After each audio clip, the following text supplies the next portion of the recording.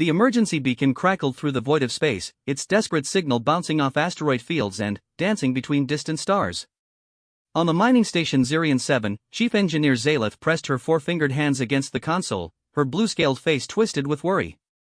"Status report," she commanded, her voice carrying the authority of someone who had spent decades keeping impossible machinery running in the harshest environments the galaxy could offer. "Hull breach in Section 12 is sealed, but we've lost primary power to life support," reported her assistant, Korthak, his tentacles dancing nervously over his workstation. "The Devourers hit us harder than expected. 3 more ships incoming on long-range sensors." Zaleth's gill slits fluttered with stress. The Devourers were the galaxy's nightmare, a species that consumed everything in their path, turning entire worlds into lifeless rocks. They had already destroyed 6 systems in this sector, and Zirion 7 was directly in their path.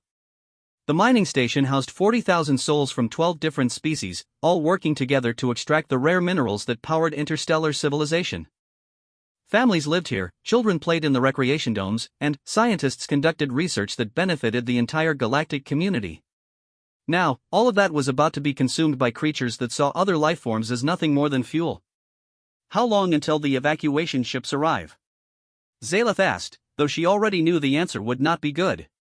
18 hours minimum, Korthak replied, his voice barely above a whisper. "The Devourers will reach us in 6. The command center fell silent except for the hum of emergency power and the distant sounds of families being loaded onto the few escape pods they had available. There weren't nearly enough pods for everyone. Zaleth had already done the math 3 times, hoping she had made an error. She hadn't. "Ma'am," came a voice from the communications station. "We're receiving responses to our distress beacon." Zaleth's heart jumped. "Who?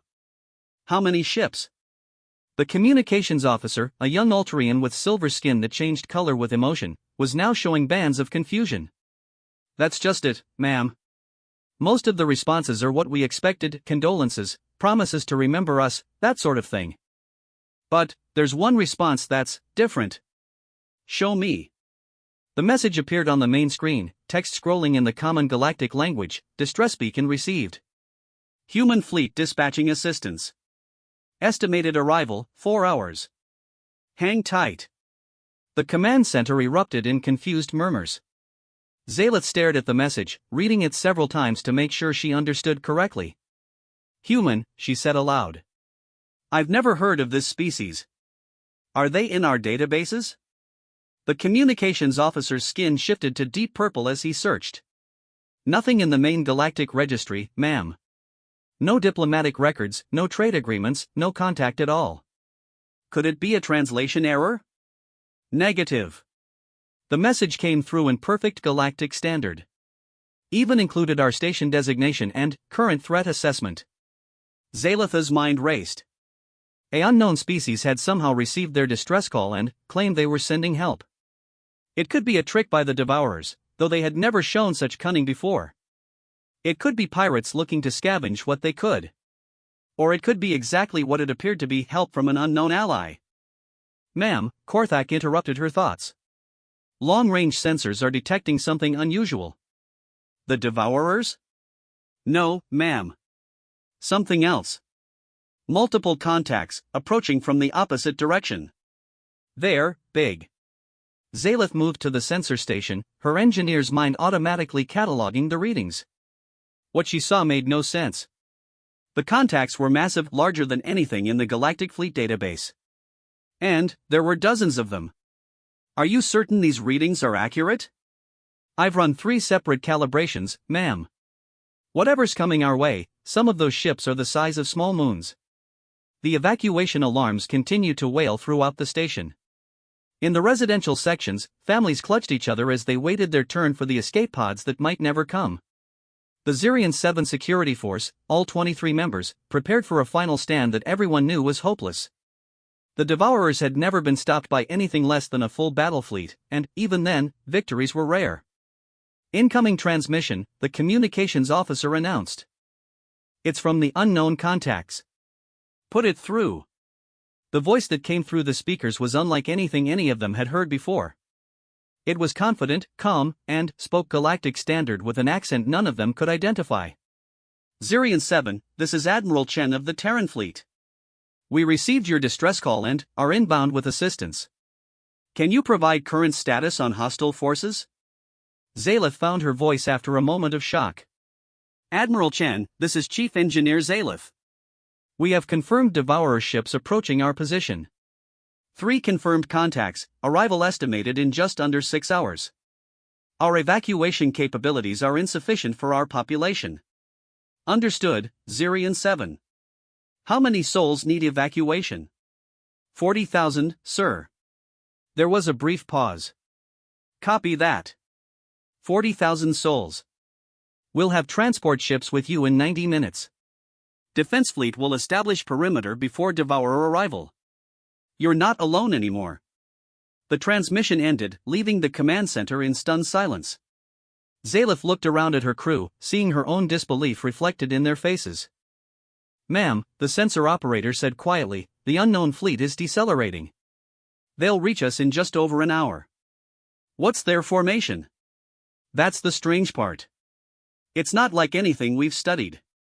They have massive ships that appear to be carriers, smaller vessels that look built for speed, and something that our sensors can barely comprehend. Explain. One of their ships, ma'am, its reading is almost pure energy output. It's like someone built a star and put engines on it. Zayleth moved to oversee the sensor readings herself. Her engineering background helped her understand the massive energy signatures approaching their position. These humans, whoever they were, had technology that surpassed anything she had seen in her 40 years of working with the most advanced equipment the galaxy had to offer. Begin preparing detailed scans of the Devourer approach vector, she ordered. If these humans are genuine in their offer of help, they'll need all the intelligence we can provide. As the crew rushed to comply, Zayleth allowed herself a moment of hope. For the first time since the Devourers had been detected, the evacuation alarm seemed less like a funeral dirge and more like a call to action. The mining station continued its preparations, but now there was something different in the air. The resignation that had settled over the crew was slowly being replaced by curiosity and cautious optimism. Children still clung to their parents, and the security force still prepared for battle, but now they also watched the sensor displays with growing wonder. Outside Zirian 7, space itself began to shimmer as massive ships dropped out of faster-than-light travel. They moved with purpose and precision, taking positions around the mining station like protective guardians. The humans had arrived, and the galaxy was about to discover that their distress call had reached a species that considered impossible to be merely another engineering problem to solve. In the depths of space, the Devourer ships continued their approach, unaware that their next meal had just gained protectors who viewed the destruction of innocence as a personal insult requiring immediate correction. The first human ship to dock with Zirian 7 defied every expectation Zayleth had formed during her decades of engineering experience. It moved with a grace that seemed impossible for something so massive, sliding into the docking bay with precision that spoke of advanced artificial intelligence working in perfect harmony with biological operators. When the airlock cycled open, Zayleth got her first look at the species that had answered their desperate call. The human commander was tall by galactic standards, wearing a dark blue uniform marked with symbols that seemed to shift slightly in the light. Behind him came a team of beings that moved with purposeful efficiency, carrying equipment that her engineer's eye immediately recognized as far beyond anything she had seen before. Chief Engineer Zayleth, the commander asked, extending his hand in what she somehow understood was a gesture of greeting. Yes, sir. You're Admiral Chen? Captain Rodriguez, actually. Admiral Chen is coordinating the fleet response. We're here to get your people to safety and deal with your Devourer problem. The casual way he said deal with your Devourer problem sent a chill through Zayleth's scales. The Devourers were a galactic nightmare, a force that had consumed entire civilizations. Yet this human spoke of them like they were merely an inconvenience to be handled. Captain, I appreciate your response to our distress call, but you may not understand what you're facing. The Devourers have destroyed 6 systems in this sector alone. They consume everything, ships, stations, planets. Their technology is unlike anything we've encountered. Captain Rodriguez nodded thoughtfully. We've been monitoring your galactic communication networks since we received your signal. We've learned quite a bit about these Devourers in the last 4 hours. You're right, they are unlike anything you've encountered. But they're not unlike things we've dealt with. Behind him, his team was already connecting their equipment to Zirian 7 systems.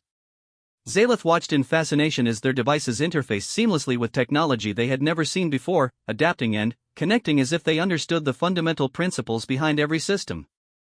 How is that possible? She asked, watching a human technician establish a connection between his handheld device and her main engineering console.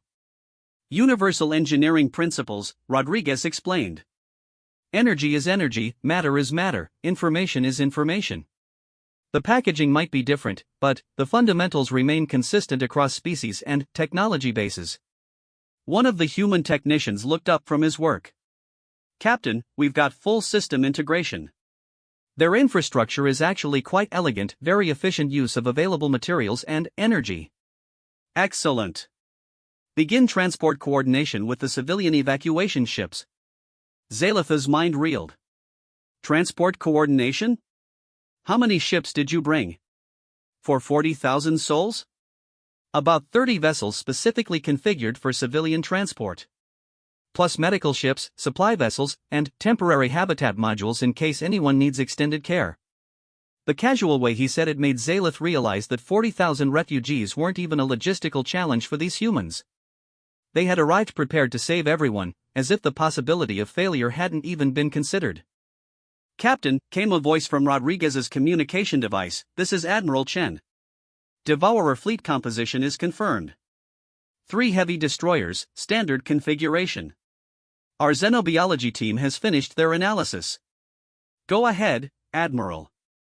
The Devourers are essentially a biological terraforming tool that went rogue about 2,000 years ago. They were created by a species that wanted to clear systems for colonization, but the creators lost control. They're not actually intelligent in the traditional sense, more like a very sophisticated biological machine programmed for consumption and expansion. Rodriguez nodded as if this explained everything. Recommended response? Containment Protocol 7. We'll need to ensure they don't send a signal back to their main swarm before we shut them down. Understood. Rodriguez out. He turned back to Zaleth. Chief Engineer, we're going to need detailed schematics of your mining operations. I don't understand. Why would you need our mining schematics to fight the Devourers? We're not just fighting them, Rodriguez explained patiently. We're studying them. Every species that threatens galactic peace represents a learning opportunity. Your mining equipment includes some very sophisticated sensor arrays that have been tracking these ships for weeks. That data will help us understand their behavior patterns and biological processes. As if summoned by his words, another human appeared at his shoulder, this one wearing what appeared to be a medical uniform, but carrying equipment that looked more like scientific instruments than healing tools.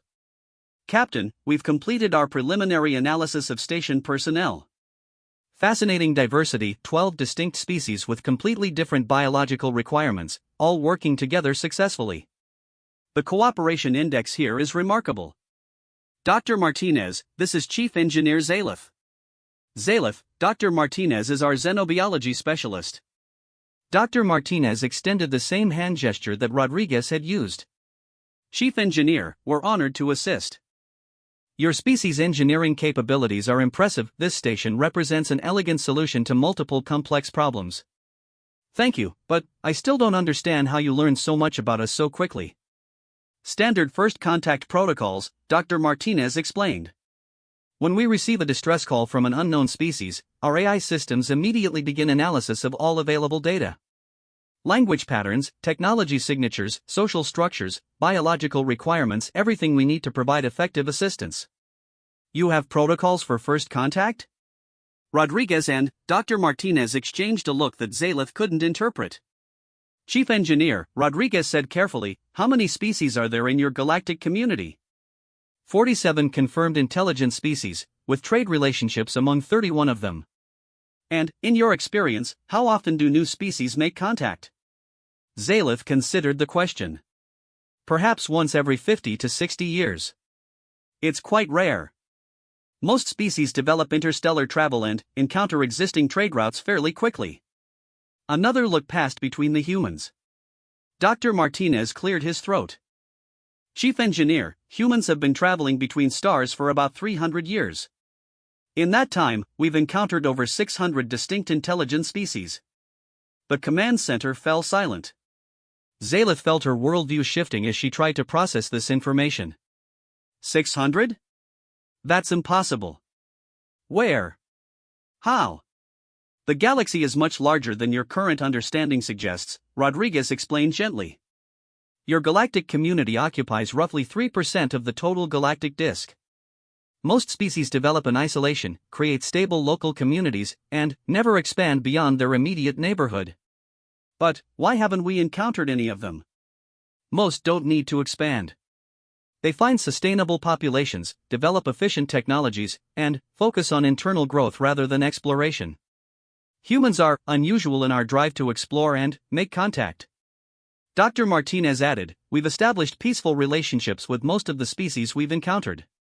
Many of them now collaborate with us on various projects, scientific research, cultural exchange, mutual defense agreements. Mutual defense, Zaelith repeated slowly. Like what you're doing for us. Exactly. The Devourers aren't just your problem, they're a threat to biological diversity throughout the galaxy. We've been tracking their expansion for about 50 years, waiting for an opportunity to study them safely. And our distress call provided that opportunity. Rodriguez nodded. Your mining station is perfectly positioned, your sensor data is comprehensive, and your population provides the motivation for a decisive response. It's an ideal situation for containment and study. Through the viewports, Zaelith could see more human ships arriving. They moved in formations that spoke of careful planning and vast experience. Some ships were clearly designed for combat, sleek and purposeful. Others were enormous, with sections that appeared to be rotating habitats. Still others defied easy categorization, their hulls seemed to shimmer with energy fields, and their very presence made the space around them ripple like water. How many ships do you have out there? Zaelith asked. For this operation? About 200 vessels directly involved, with another 50 in support roles. 200 ships for one mining station? Rodriguez smiled, and Zaelith realized it was the first time she had seen a human display what appeared to be genuine emotion. Chief Engineer, humans don't believe in minimal responses to existential threats. When someone calls for help against a species extinction event, we respond with overwhelming force and comprehensive support. But the cost? The cost of losing 40,000 innocent lives? The cost of allowing the Devourers to continue consuming civilizations? Those costs are unacceptable to us. Dr. Martinez checked a device on his wrist.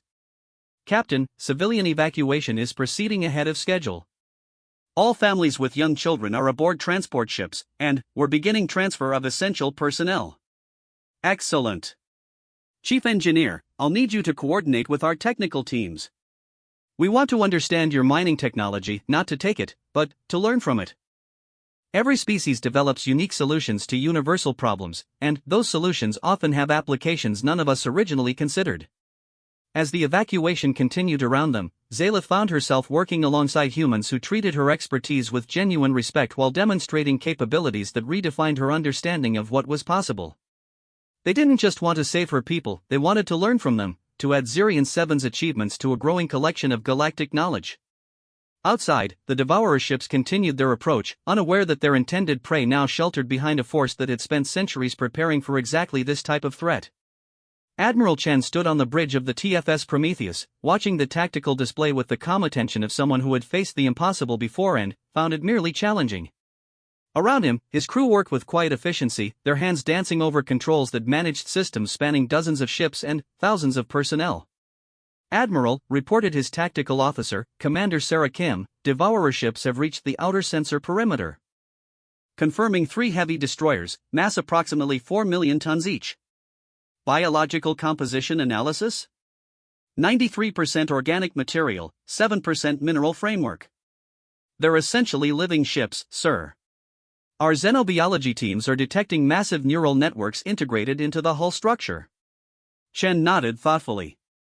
50 years of tracking the Devourer expansion had provided humanity with extensive theoretical knowledge about these creatures, but this was their first opportunity to study them directly. The mining station's distress call had presented the perfect scenario, a clear humanitarian need combined with ideal research conditions. Status on the civilian evacuation? All 40,000 station personnel are aboard our transport vessels, reported his operations officer. Medical teams report no casualties during transfer, and all species are adapting well to our temporary habitats. Excellent. And our research teams? Dr. Martinez's xenobiology group has established monitoring stations throughout the system. Captain Rodriguez's engineering teams have finished their analysis of the mining station's technology. We're ready to proceed with containment protocols. Chen allowed himself a small smile. The evacuation of 40,000 beings from 12 different species in under 2 hours represented one of the smoothest operations his fleet had ever conducted. Each species had different atmospheric, gravitational, and dietary requirements, yet his crews had adapted their ships and procedures seamlessly to accommodate everyone. Admiral, came a new voice from the communications station. Chief Engineer Zaleth from Zirian 7 is requesting permission to remain aboard the station during the engagement. Put her through. The main screen shifted to show the alien engineer, her blue scales catching the light of her station's emergency illumination. Chen had reviewed her file during the approach. 40 years of engineering experience, responsible for innovations that had increased mining efficiency by 300%, respected throughout her local galactic community. Admiral Chen, I formally request permission to remain aboard Zirian 7 during your engagement with the Devourers. Chief Engineer, that would put you at considerable risk. Our protocols recommend all civilian personnel maintain safe distance during military operations. With respect, sir, this is my station. I've spent 15 years here, and I know every system, every component, every quirk of this facility. If your plans require detailed knowledge of our infrastructure, I can provide that more effectively from here than from a transport ship. Chen considered her request. Human protocols emphasized civilian safety above all else, but they also recognized that local expertise could be invaluable during complex operations. What does Captain Rodriguez think? Captain Rodriguez agrees with my assessment, sir. My engineering teams are also requesting to remain. We want to see how you handle the Devourers. Very well. You and your essential personnel may remain, but you'll follow our safety protocols absolutely. Commander Kim, establish full protection field around Zirian 7. Yes, sir. Chen watched as his fleet moved into engagement formation. The human ships arranged themselves in a pattern that would have looked random to most galactic military strategists, but represented the culmination of 3 centuries of space combat evolution. Fast attack ships took positions that allowed for rapid repositioning, heavy cruisers established overlapping fields of fire, and the massive science vessels prepared their research equipment. Admiral, Commander Kim reported, Devourer ships have accelerated. They've detected our presence and are moving to attack formation. Expected behavior? Consistent with our models, sir. They're treating us as a food source to be consumed before attacking the mining station. Through the viewscreen, Chen could see the Devourer ships changing course toward his fleet. They moved with a fluid grace that spoke of their biological nature, their hulls rippling with patterns that might have been beautiful if they didn't represent such destructive capability. All ships, this is Admiral Chen. Remember, our primary objectives are threefold: protect the civilian population, contain the Devourer threat, and gather comprehensive research data. Standard engagement protocols apply, but I want these creatures taken intact if possible. The acknowledgements came back from 200 ship captains, each commanding crews that had trained for exactly this scenario. Humans had learned long ago that the galaxy contained threats that required overwhelming response, and they had built their fleet doctrine around the principle of decisive action combined with careful study. Admiral, Dr. Martinez's voice came from the science station. We're detecting significant neural activity from the Devourer ships. They appear to be communicating with each other using bioelectric fields. Can we translate? Working on it, sir. The patterns are complex, but they seem to be sharing tactical information about our fleet composition. Chen found this fascinating. Intelligence suggested the Devourers operated more like biological machines than true thinking beings, but the communication patterns implied a level of coordination that required some form of consciousness. Distance to contact?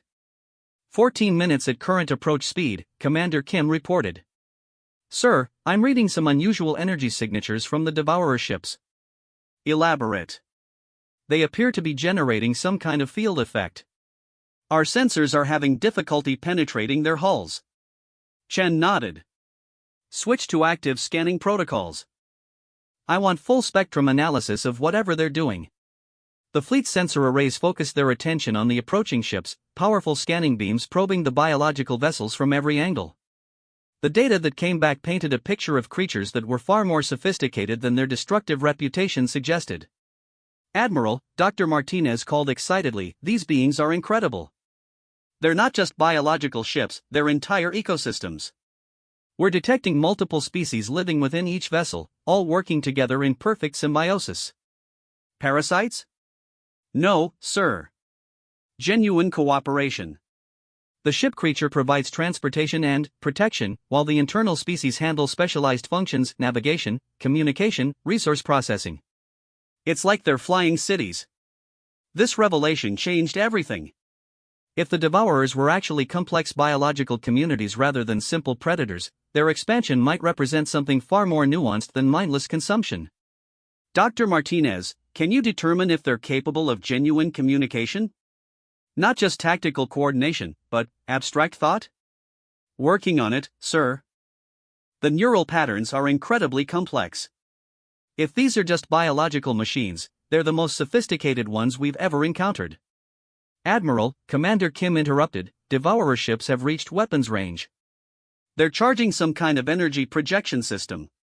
All ships, defensive positions. Let's see what they're capable of. The Devourer attack, when it came, surprised Chen with its sophistication. Rather than crude energy beams, the creatures projected focused gravitational distortions that attempted to crush his ships through spatial manipulation. It was an elegant solution to space combat that required deep understanding of physics principles. Countermeasures effective, Kim reported. Our gravitational compensation systems are handling their attacks. Return fire, minimal force. I want to test their defensive capabilities without causing permanent damage. Human weapons reached out toward the Devourer ships, carefully modulated energy beams designed to probe rather than destroy. The creature's response revealed defensive systems that combined biological adaptation with sophisticated energy manipulation. Admiral, Dr. Martinez called out, I'm detecting massive neural activity spikes in all three ships. They're definitely thinking beings, sir. And they appear to be confused. Confused how? Their communication patterns suggest they expected us to either flee or be consumed immediately.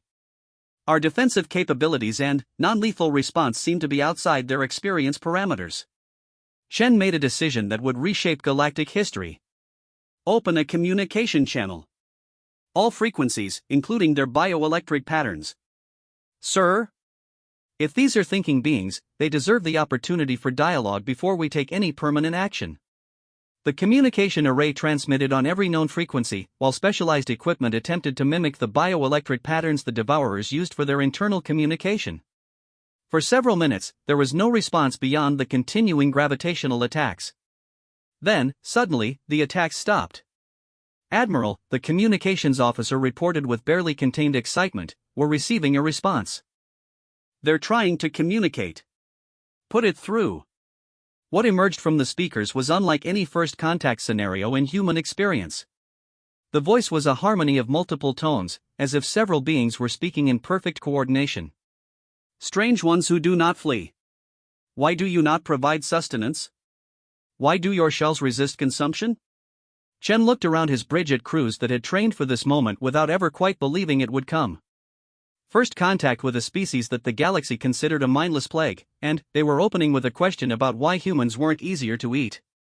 We are humans, Chen replied carefully. We received a call for help from the beings on that station. We came to protect them. Protect? This concept is unknown. All things provide sustenance. All things become part of the journey. Where is your journey taking you?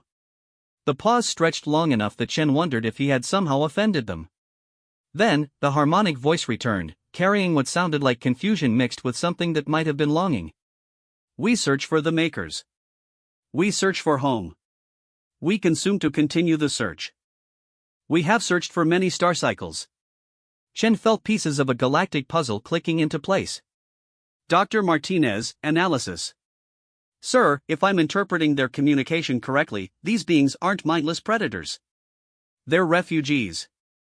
They're looking for their creators, consuming everything they encounter to fuel a search that has lasted thousands of years. The implications were staggering. The galaxy's greatest nightmare might actually be a lost people trying to find their way home. 6 hours later, Admiral Chen found himself in a situation that would have been impossible to imagine when he woke up that morning. In the main conference room of the TFS Prometheus, representatives from 12 different species sat around a table with 3 beings that the galaxy had considered extinction-level threats just hours earlier. The Devourers, who called themselves the Wandering Children, had agreed to a temporary ceasefire while their story unfolded. What Chen learned challenged everything the galactic community thought they knew about one of their greatest fears. The being who spoke for them called itself First Voice of the Search. It appeared roughly humanoid but was clearly artificial, a biological construct created to facilitate communication with other species. Its skin shifted colors as it spoke, displaying emotions and concepts that their harmonic language couldn't fully express to alien minds. 2,000 of your years ago, First Voice explained, our makers created us to explore the great darkness between stars. We were given the gift of consumption, the ability to transform any matter into the energy and materials needed for our journey. Our purpose was to search for suitable worlds that our makers might claim for expansion. Chief Engineer Zaleth leaned forward, her engineering mind working through the implications. But something went wrong. Not wrong, First Voice corrected, its skin shifting to patterns of deep sadness. Unexpected. When we returned from our first great journey with news of beautiful worlds full of life, our makers were gone. Their cities were empty. Their worlds were silent. We found only ruins and automated messages telling us to continue the search, to find new homes for a people who had vanished. Dr. Martinez consulted his portable scanner. Admiral, their biological readings confirm extreme age. These individuals have been alive for over 2 millennia. So you've been searching for your creators ever since, Chen said. Yes. We consume worlds to fuel our search, to build new children who can explore further reaches of the galaxy. Each world we consume provides energy for 50 more years of searching. Each system we clear allows us to construct new vessels to search new territories. The conference room fell silent as the full horror of the situation became clear. The Wandering Children had been destroying civilizations for 2,000 years in a desperate attempt to find creators who were almost certainly dead. Commander Kim spoke up from her position at the tactical station.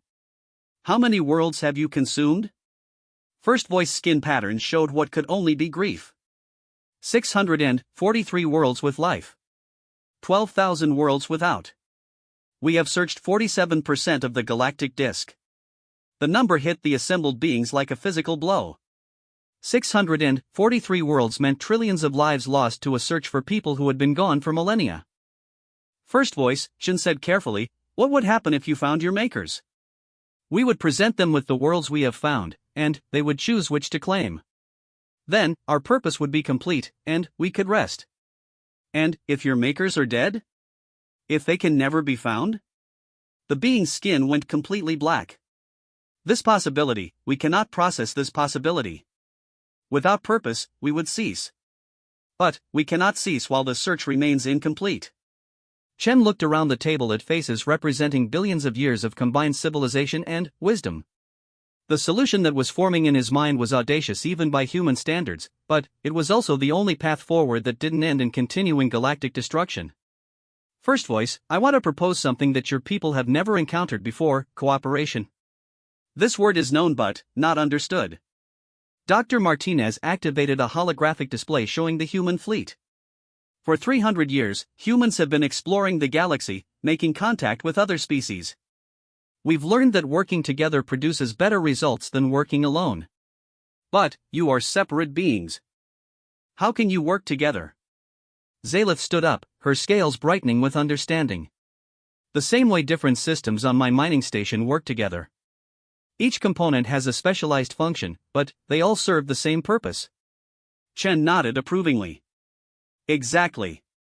First Voice, what if your search didn't require consuming other civilizations?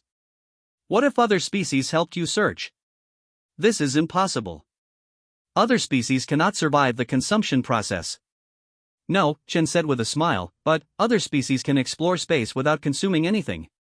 Humans alone have explored territories that would take your people centuries to search through consumption.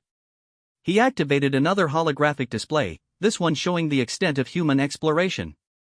The Wandering Children's search area covered less than half the galactic disk, but human contacts extended into regions they had never even approached.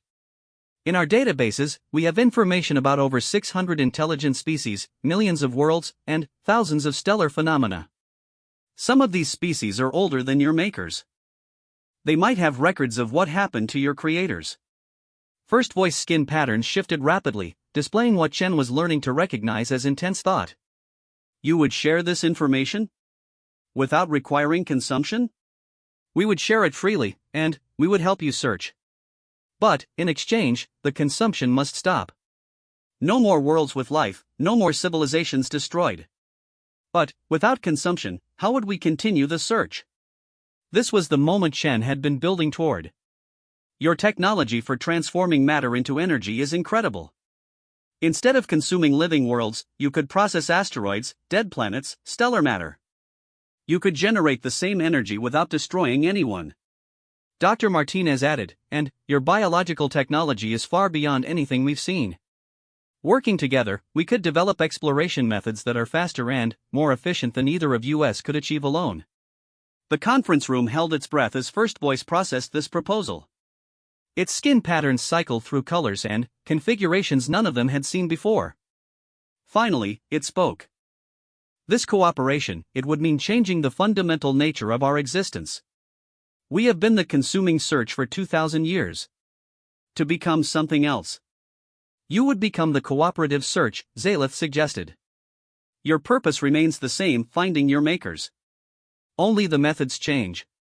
Chen leaned forward. First voice, I want to show you something. He activated a personal hologram that showed Earth from orbit, blue oceans, white clouds, green continents teeming with life. This is humanity's homeworld. 4 billion years old, home to millions of species including our own. If your people had encountered it during your search, you would have consumed it. Yes. It would have provided energy for 60 years of searching. Instead, it has provided energy for 3 centuries of exploration. Not through consumption, but through cooperation. Every species on that world contributes to our civilization in some way. The result is exponentially more productive than consumption could ever be. Chen changed the display to show the human fleet in all its diversity, ships built with technology learned from dozens of different species, crews representing hundreds of worlds working together toward common goals. This is what cooperation creates. Not just survival, but growth. Not just existence, but purpose that enriches everyone involved. First voice stood silent for several minutes, its skin patterns shifting through what seemed like every color in the spectrum. When it finally spoke, its harmonic voice carried a note that none of them had heard before, something that might have been hope. If we accept this cooperation, if we learn these new methods, what guarantee is there that the search will continue? What if your methods fail? Then, we try different methods, Chen said simply. Cooperation doesn't guarantee success, but it guarantees that failure isn't the end. When one approach doesn't work, we try another. When one species reaches its limits, others contribute new capabilities. And if the makers are truly gone? If they can never be found? This was the hardest question, and Chen answered it with complete honesty. Then, we help you find a new purpose. Cooperation means no one faces impossible challenges alone. First voice skin suddenly blazed with patterns of light that seemed to represent every emotion simultaneously. The other children must be consulted. This decision affects all wandering children throughout the galaxy. How many others are there?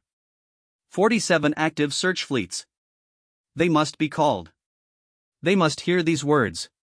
Chen felt the magnitude of what they were attempting settle over him.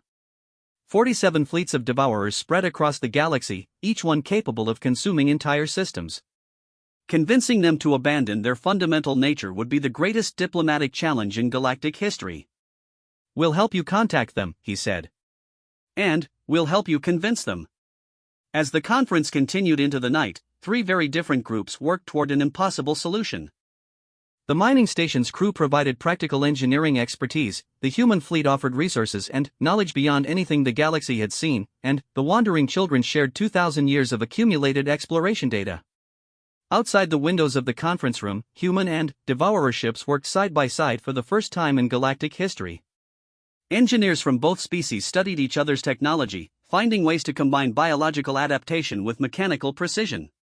The beginning of something that had never existed before was taking shape, a true partnership between species that should have been natural enemies. Months later, when galactic historians tried to understand how the Devourer crisis had ended not in destruction but in unprecedented cooperation, they would point to this moment as the turning point. The day when humanity's response to a simple distress call changed the fundamental nature of galactic civilization. The search for the makers continued, but now it was a search that enriched the galaxy rather than consuming it. And, in research stations throughout human space, xenobiologists worked with wandering children to solve the greatest mystery in galactic history: what had happened to the species that had created the most sophisticated biological technology anyone had ever seen. The distress beacon from Zirion 7 had called for help against an extinction-level threat. What arrived was something far more powerful than military force. It was the promise that no species in the galaxy would ever have to face the impossible alone again.